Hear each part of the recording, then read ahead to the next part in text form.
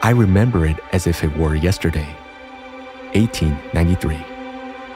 I'm standing here in front of the majestic Niagara Falls, captivated by its indescribable beauty. Back then, I was awestruck by the power and strength bestowed upon us by Mother Nature. Gazing into swirling water currents, I could see the future. A world where billions of people live in bright and warm homes, and factories run on clean and sustainable energy. Just a year later, right here in the same spot, 10 alternating current generators of my design were installed. They became the foundation for the world's first large-scale hydroelectric power station. Niagara Falls Power Station No. 1 demonstrated to the world that water could be a source of inexhaustible energy, harnessing the power of nature for the benefit of humanity. Back then, my gift of foreseeing the future helped make a technological revolution and improve the lives of generations. However, today, standing in the same place and watching the same swirling currents, I see something entirely different. I see a huge danger looming over the entire planet. What's about to happen in the near future will be a matter of life and death, not just for humanity, but for you personally, my dear friend. In this video address, I want to warn everyone who can hear and tell them how they can save their lives. The Colorado River supplies water to 7 U.S. states. In the Colorado River Basin, a mega drought has been ongoing for over 20 years, the worst in 1,200 years. This issue has now affected a minimum of 40 million people. The overall water supply is diminishing very rapidly. Experts warn that this could lead to the formation of a dead basin. There are no significant storms on the horizon, so it can be said with confidence that we will end the year dry and continue this ongoing drought. But already in January 2024, a state of emergency was declared in San Diego and Ventura due to flooding. People fled for safety. Cars were swept away by water streams. On February 5th, a record amount of precipitation fell. 38 million people in California and neighboring Arizona were threatened by floods. Destructive mudslides occurred. Hurricane-force winds reached speeds of 128 kilometers per hour. Within 2 days, 49% of the annual average precipitation fell. The reservoirs overflowed. After the flooding, stunned residents breaking down in tears pulled soggy and muddy furniture from their homes. That day became the city's 4th wettest day in 175 years. Overall, the total number of climate anomalies in the USA over the last decade is growing exponentially. The information has reached me that as a result of the February 2024 floods, the roads in Los Angeles turned into rivers. The lives of 38 million people in California and neighboring Arizona were at risk. Can you imagine this, dear descendants? California, the driest state, suddenly facing floods. I delved deeper. It turns out this isn't an isolated incident. Climate anomalies in America in recent years are too many to list. The situation is aggravating right before your eyes. It seems you're choosing not to see it. Some of you might wonder, how are things in the rest of the world, say in Europe? Is this climate chaos happening only here? Europe has been suffering from a serious drought for several years. The situation reached a critical point in the summer of 2022, when the most powerful drought in the last 500 years hit Europe. The abnormal heat in European Union countries was compared to the onset of an apocalypse. France was fighting extensive forest fires, while in Switzerland, a pass that had been covered in ice for 2,000 years melted. According to calculations, the total damage to EU countries from extreme weather amounted to $20 billion. By 2023, the situation had gotten even worse. Almost every river in the European Union had dried up to some extent. In the Spanish region of Catalonia, a state of emergency was declared as the area faced the most severe drought in its history. Residents were banned from washing cars and filling up swimming pools. The abnormal heat led to crop failure, resulting in rising prices for all products, including meat. The drought exacerbated the energy crisis in Europe. Due to low water levels, most hydroelectric power plants in France and Italy significantly reduced their electricity generation. In France, the water became so warm that it was unsuitable for cooling nuclear power plants. Europe was like bacon in a frying pan. What's happening now? In 2024, Europe is recovering from heavy rains that hit several countries at once. Storms and torrential rains struck the regions of northern Europe in the first days of January 2024, with significant flooding recorded in the UK and northern France. Streets in Belgium, Germany, the Netherlands, and several cities in Austria were submerged. The material damage from the floods could amount to billions of euros, while the environmental impact is difficult to assess. One well-known eco-activist wrote, "Deadly heat waves, floods, storms, wildfires, droughts, crop failures. This is not the new normal. We're at the very beginning of a climate and ecological emergency, and extreme weather events will only become more and more frequent." It is pointless to argue with this statement. Indeed, climate change isn't limited to USA and Europe. It's happening all over the world. You are at the brink of global catastrophes. What causes them and how to stop them, you'll find out later. But for now, it's crucial to understand what humanity needs the most in such a situation. It is well known that a person can survive without food for about 30 days, sometimes even longer, but without water, only 3 to 5 days. In rare cases, up to 8 days. Researchers have found that more than half of the world's largest lakes and reservoirs now contain less water than they did 3 decades ago. Less water in lakes and rivers means less water for human consumption, as well as for irrigation and industrial use. Low water levels complicate electricity generation. Floods that follow prolonged droughts do not alleviate the situation. Water cannot be absorbed into dry soil. It flows as if sliding on the ice, sweeping away everything in its path, causing floods, mudslides, and landslides. By the most conservative estimates, over 40% of the world's population will be living in regions facing water scarcity by 2030. In major cities, water will be rationed, and its quality will steadily deteriorate. Epidemics will resurge, bringing back medieval diseases. The water crisis will lead to food shortages, triggering large-scale population migrations. Governments will collapse like houses of cards. Regions with water resources will close off within borders unrelated to national boundaries. Some countries are drowning, while others are drying up. And some go up from drying up to drowning. The situation with water is truly critical. As you understand, it's getting more acute with each passing year. This is due to the sharp deterioration of the climate, environmental pollution, and the growing world population. So what can be done? Before you learn the solution to this problem, let's see what science, business, and technology have to offer.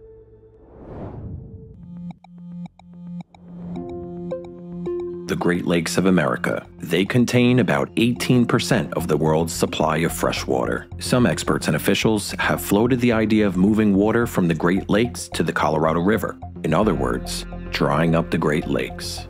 However, this plan faces 3 main problems. First, implementing it would require an uphill pipeline approximately 1,600 kilometers long, longer than any other water pipeline ever built. How much would that cost? Secondly, pipes carrying drinking water need regular maintenance. Without it, harmful bacteria and viruses proliferate in the pipeline. 80% of all diseases worldwide are related to unsatisfactory drinking water quality and violations of standards for water supply, sanitation, and hygiene. Thirdly, continuous leak detection and repairs are necessary. In North America, due to leaks in the water supply system, 20 to 50% of all fresh water is lost. In Jackson, the capital of Mississippi, with a population of around 170,000, repairing the water supply system could cost between $1 to $2 billion, whereas nationwide expenses for repairing the water supply system will exceed $1 trillion. Around 70% of fresh water on Earth is contained in glaciers, with almost all of it located in Antarctica. Starting from the end of the 19th century, small icebergs were attempted to be towed from the southern shores of Chile to the north. In the 20th century, this idea was actively pursued by the oceanographer John Isaacs. In 1949, at a seminar at the Scripps Institute of Oceanography, he presented a project to tow Antarctic icebergs to the Southern California region. Isaacs planned to tow a block weighing 8 billion tons to San Diego in 200 days. Relying heavily on favorable ocean currents, he planned to use 6 ocean tugs with a total power of 80,000 horsepower. For many years, Isaacs presented new proposals for this project, but it never progressed beyond discussions. To this day, no one has figured out how to preserve the ice during towing in the warm ocean. Some experts have calculated that a healthy tree requires nearly 42,000 liters of water per year. They argue that unnecessary trees consume a lot of water, meaning less water enters our groundwater. These specialists propose cutting down half of the trees in the national forests to release more water. But there's a problem. Forests are the foundation of Earth's ecosystems. If we remove forests, the planet will perish. It's like trying to get rid of dandruff by removing the head. 97% of all the water in the world is found in seas and oceans. To obtain drinking water from them, salt needs to be removed and impurities filtered out. The idea seems simple and straightforward, but there are 2 problems with its widespread application. The first problem is that for every gallon of desalinated water, about 2 gallons of hypersaline water remain. Almost always, this water is discharged back into the ocean. In areas where this water is discharged, marine life perishes. With widespread application, this would lead to the death of all marine life in the ocean. The second problem is the pipeline. Thousands of kilometers of new pipes from the ocean to consumers with all the ensuing consequences.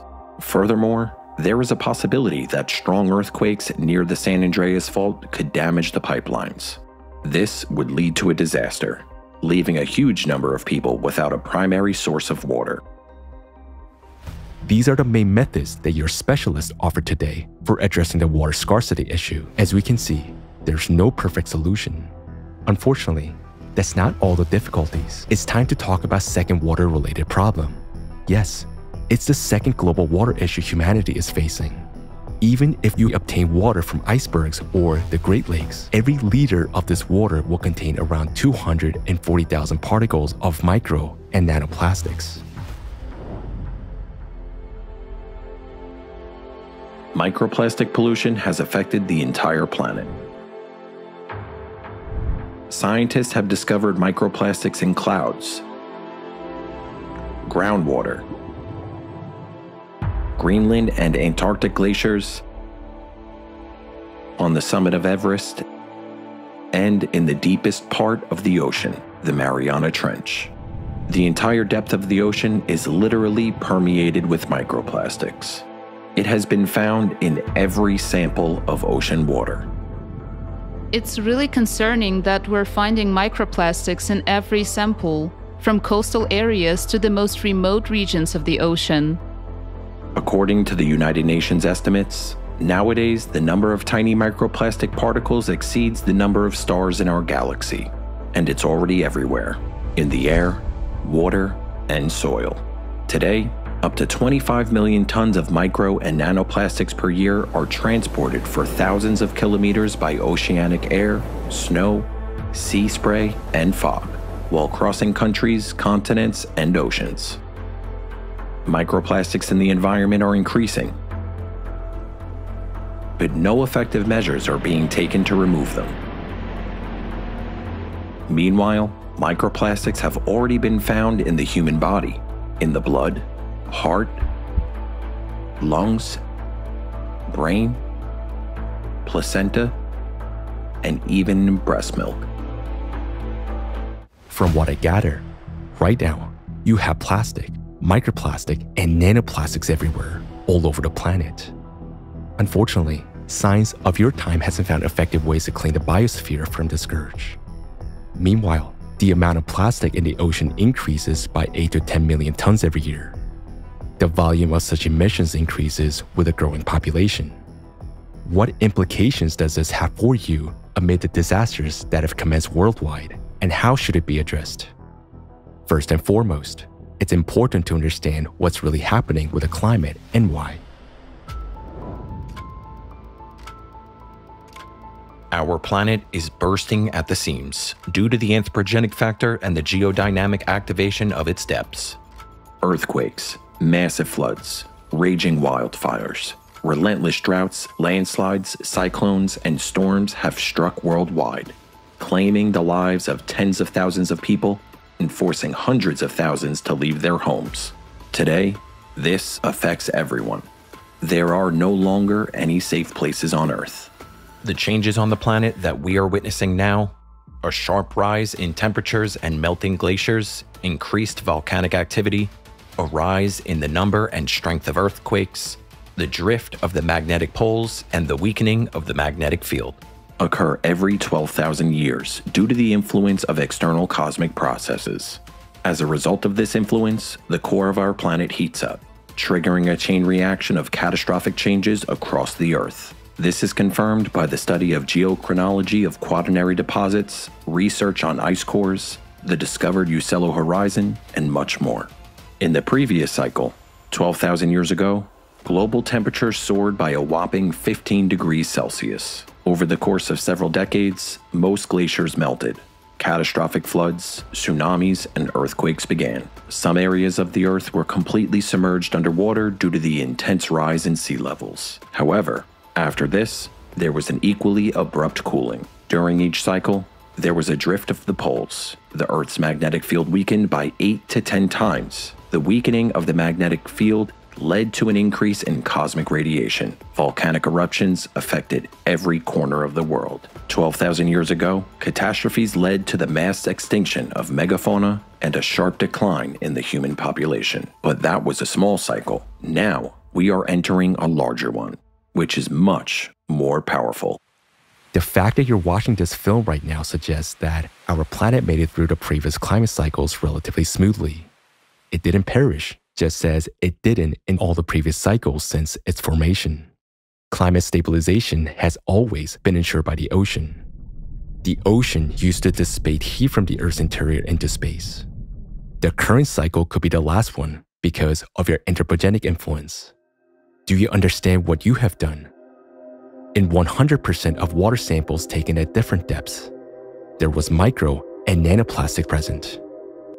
As a result, the ocean has stopped performing its main function. Instead of being an air conditioner, it has turned into a heater. Now, heat remains at the Earth's surface. This triggers the increase in the number and intensity of disasters. Don't you see that? Or you don't want to? Then listen to what scientists say about it. We started doing something that no one had ever thought of before. Producing synthetic hydrocarbons that we know as a plastic. Before us, there was no plastic in the ocean. And starting from the 1950s, all the plastic produced on the planet sooner or later ended up in the ocean.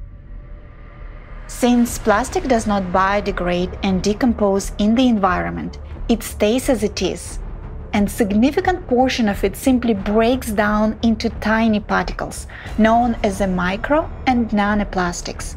These particles permeate the entire depth of the ocean, and practically every drop of the ocean contains nanoplastic particles. Due to its specific composition, microplastics have a unique property. They disrupt the ocean's heat conductivity. So, the cause of the disruption of the ocean's function is the anthropogenic factor, and more specifically, it is the plastic that we have created, and now it is everywhere in the ocean. And instead of removing heat, the ocean has become like a thick blanket for our planet. And the planet is exactly what needs to be cooled. Anomalous ocean warming? What are the implications for us? As the temperature of the water in the world ocean rises, there is intensified evaporation of moisture. As it evaporates, it takes away heat energy from the ocean. When the moist air reaches colder layers of the atmosphere, the water vapor condenses. That is, it turns back into water, forming clouds and eventually rain. Since there is more moisture in the atmosphere, rains turn into anomalous downpours. Paradox. If there is more water in the atmosphere, why is half of the globe suffering from droughts? The reason is that due to ocean warming, the atmosphere also heats up. The warmer the air, the more moisture it can hold. Moisture evaporates and remains trapped in the atmosphere for a long time. Water does not return to the Earth as precipitation for an extended period of time, leading to prolonged droughts. Eventually, when the atmosphere becomes saturated with moisture to the point where it can no longer hold it, heavy rainfall occurs. This is the reason for the simultaneous increase in extreme droughts and floods worldwide. It is precisely the warm ocean and the moist, warm atmosphere that increase the destructive power of hurricanes. The water condensing in the atmosphere releases all the accumulated heat back into the air, which was absorbed during evaporation. This heat becomes the primary source of energy for tropical cyclones. When wind, water, and heat come together, they acquire terrifying and devastating power.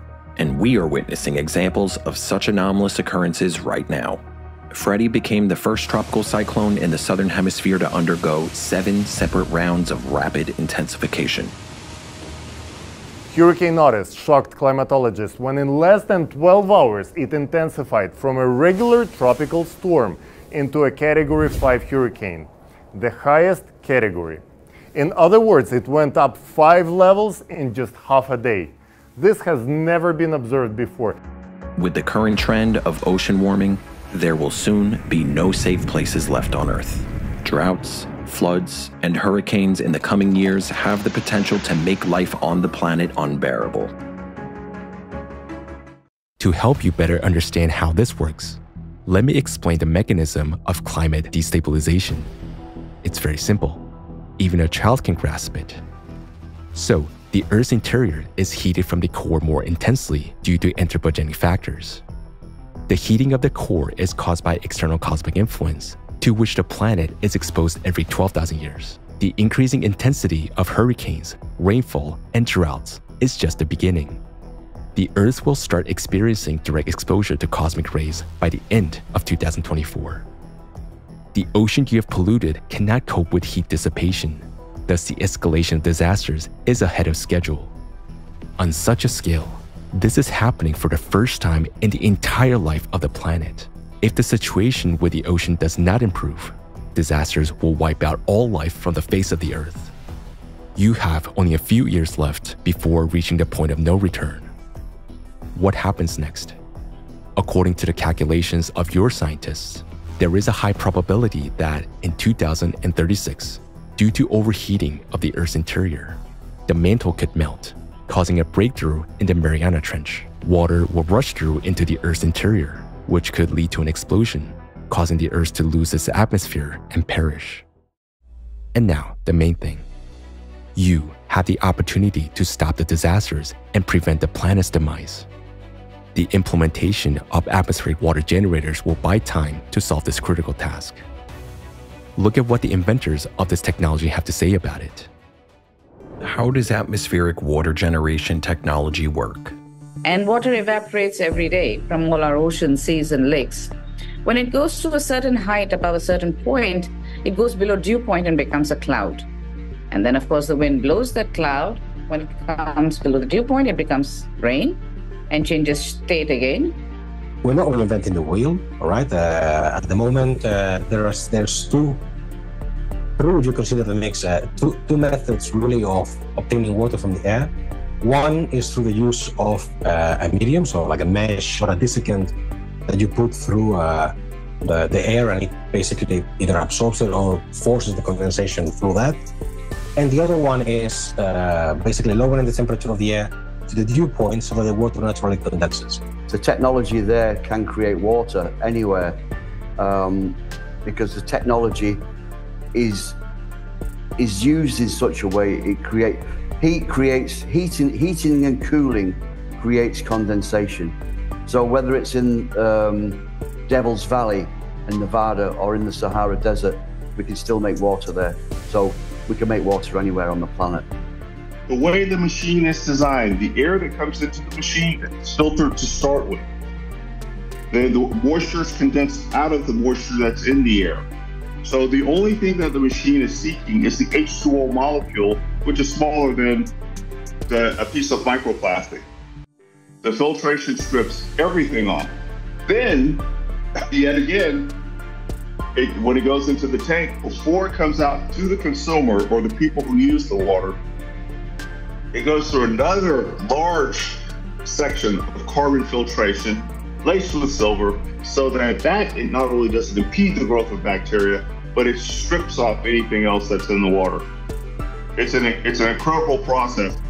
Can atmospheric water generation technology cause harm to the environment or disrupt the atmospheric balance? It will have some environmental impact, a positive impact, because when we process ambient air, we filter it from dirty stuff as well. For example, smog and flue gases and all, and sand and everything that flies around in the air, really.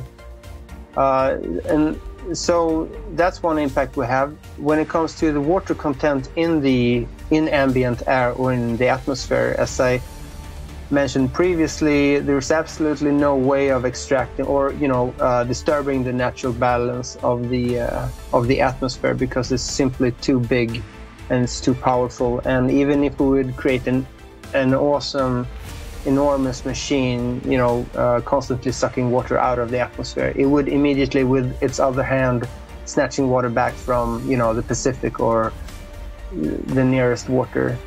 Agree. It is a big thing when you are using atmospheric water generator in each home. Then you will not ever use these plastic bottles. So by using the atmospheric water generator, we are seeing that we will solve the water issue. We will reduce the footprint that is from the plastic industry. We will reduce the carbon footprint from the transportation, and we will help the environment to return to the natural cycle. Some scientists calculated that for every degree of increase in the atmosphere, its water content increases by about 7% or something like that. So there's absolutely no worry that we will ever run out of water in the atmosphere. So it's a completely super sustainable system, and it's much faster than groundwater extraction, for example, because that takes years to refill because the water has to trickle down. But when it comes to the atmosphere, it can, the atmosphere is in immediate contact with, the Earth's surface, so it can extract any water it likes. Atmospheric water generators extract excess moisture from the atmosphere, which accumulates due to the rising temperatures on the planet. During the air intake process, pollutants are filtered out, resulting in cleaner air. AWG technology is environmentally friendly and beneficial for the planet. Can AWG technology produce water in the required amount? Even if 8 billion people take 100 liters of water from the moisture, there will be enough evaporation to refill that. And this is what we should be looking to doing. And it is clean, right? And it is available everywhere to everyone. And so I think suddenly the world has woken up to this alternate source. I designed and developed the technology to a place where I can build an atmospheric water generator that could produce over 100,000 liters a day, 200,000 liters a day. It's not difficult anymore. You just have to think about it long enough. So my goal with this technology is to allow people to be able to live wherever they would like to live and never have to worry about water scarcity. Because as long as you can breathe, as long as you're pulling in air, there is moisture in that air. We've created larger systems to where if you wanted to, you can make thousands of gallons per day, but you're just using that much more power, to where it comes a conversation of, okay, do we want to have a higher CapEx for buying more machines or a higher OpEx to keep them running? Atmospheric water generators can produce any required amount of water, including for industrial needs. It seems every country are running their natural water sources to the max.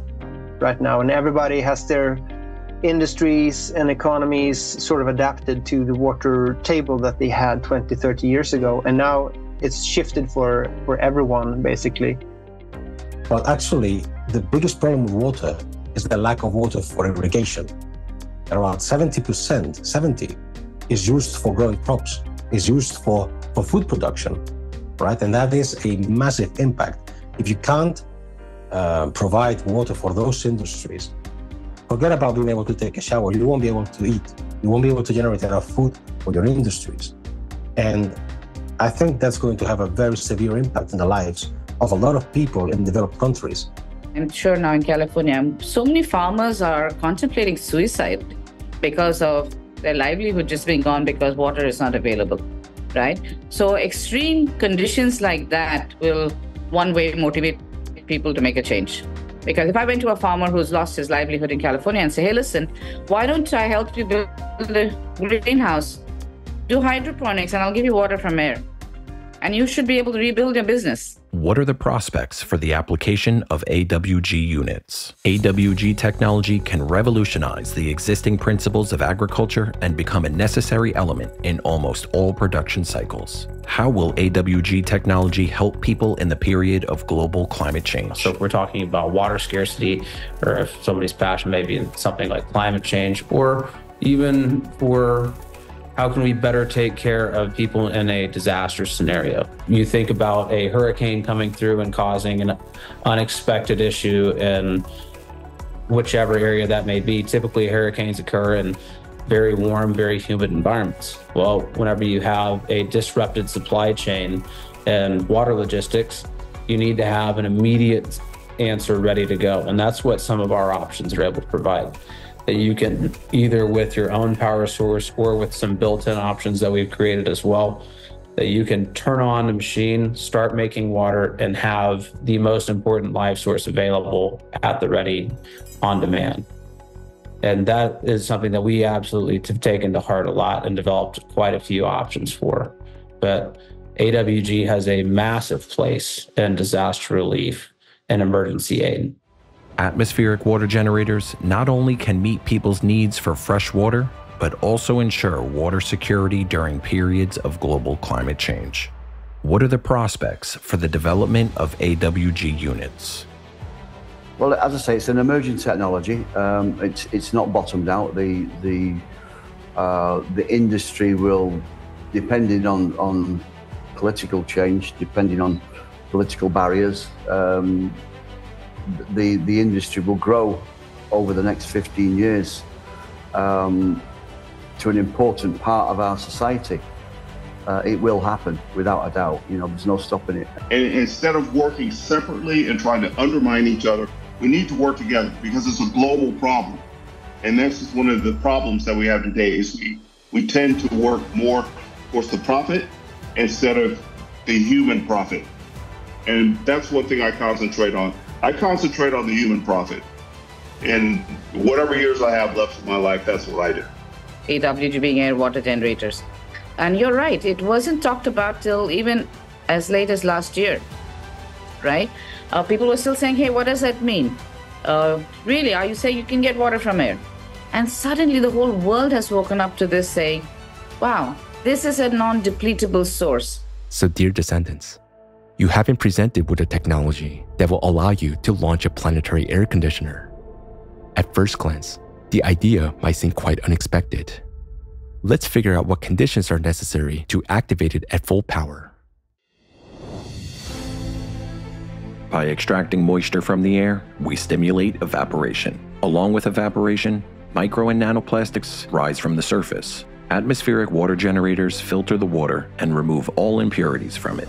With mass usage, atmospheric water generators become an artificial filter integrated into the water cycle on the planet. After a few years of active use of atmospheric water generators, the ocean and atmosphere will be significantly cleaner.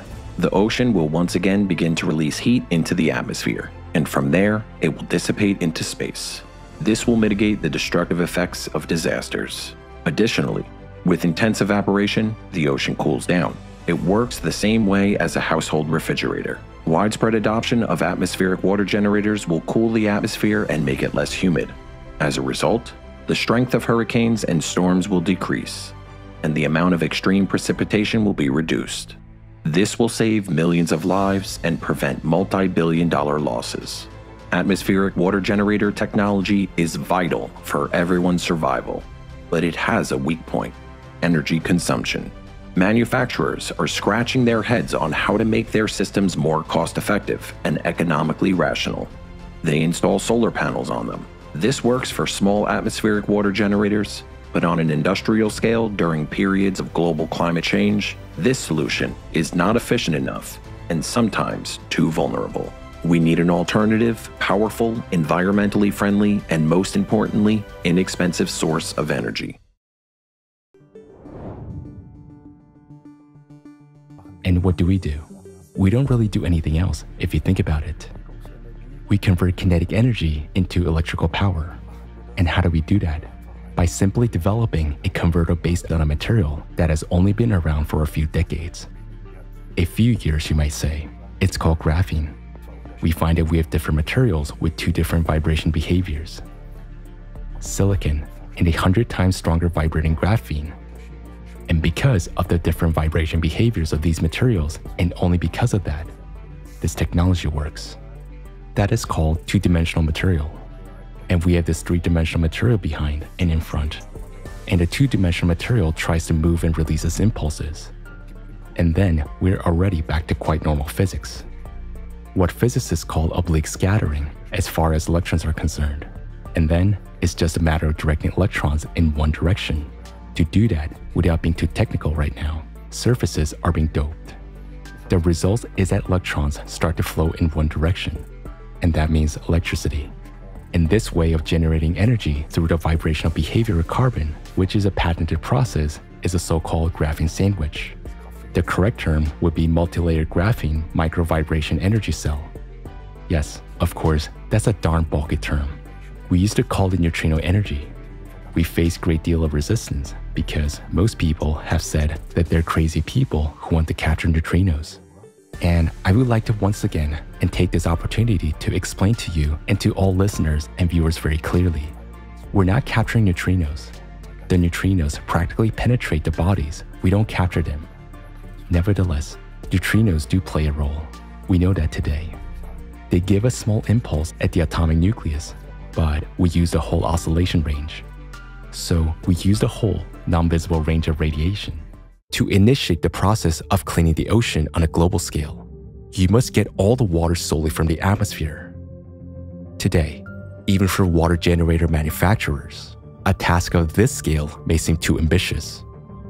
However, once they have an alternate source of energy in their hands, the widespread use of atmospheric water generators on a planetary scale will be quickly implemented. The first step to take is to fully transition to atmospheric water generators and stop drawing water from the surface and underground sources. Atmospheric water generators can produce sufficient amounts of water needed for both drinking and industrial purposes. They will be of vital importance in conditions of water crisis and will ensure the sustainability of the water supply. The second step is to reconstruct sewage systems. Water must not be discharged into open water bodies. It should be directed into the soil purified, and only after undergoing natural final purification through soil layers should it reach water bodies. Extracting water from the atmosphere by 70% solves the problem of exacerbating climatic phenomena, whereas wastewater treatment solves it by another 30%. This will enable several of the United Nations Sustainable Development Goals to be fully achieved at once. The third important step is the introduction of fuel-free generators, FFGs, which, due to their energy intensity, are needed to provide atmospheric water generators with the necessary and affordable energy. Moisture for water generation systems must be replenished from natural sources, and this requires the elimination of open reservoirs. It is the introduction of FFGs that will reduce dependence on hydroelectric power and will allow dams to be opened. Restoring rivers to their original channels and revival of their natural flows will eliminate stagnant water and revitalize ecosystems. These measures will also make it possible to achieve a number of the Sustainable Development Goals adopted by the UN General Assembly. These are the priority steps towards saving the planet. If they are implemented, we will see tangible results within 2 to 3 years. However, it's important to understand that the process of climate change is accelerating, and we won't be able to stop it instantly. Therefore, in the first year, the situation may aggravate slightly, but approximately 8 to 14 months later, everything will begin to improve. In 5 to 8 years, we will see how much the water will cleanse. This will restore the ocean's function of cooling the planet. Floods, droughts, abnormal winds, and temperature fluctuations will disappear. The climate will become a lot milder and more predictable. Thus, thanks to implementation of atmospheric water generators, we will gain additional time to develop a shield that will protect our planet from external cosmic impact. Dear descendants, you're now standing on the edge of a cliff, watching the catastrophe approaching. Yet, you're doing nothing. And this is at a time when you already have the necessary technologies. Thanks to the atmospheric water generators, you can really buy the time scientists need to stop climate disasters and save the Earth for future generations. This is a global project, one of the key puzzle pieces in saving the world.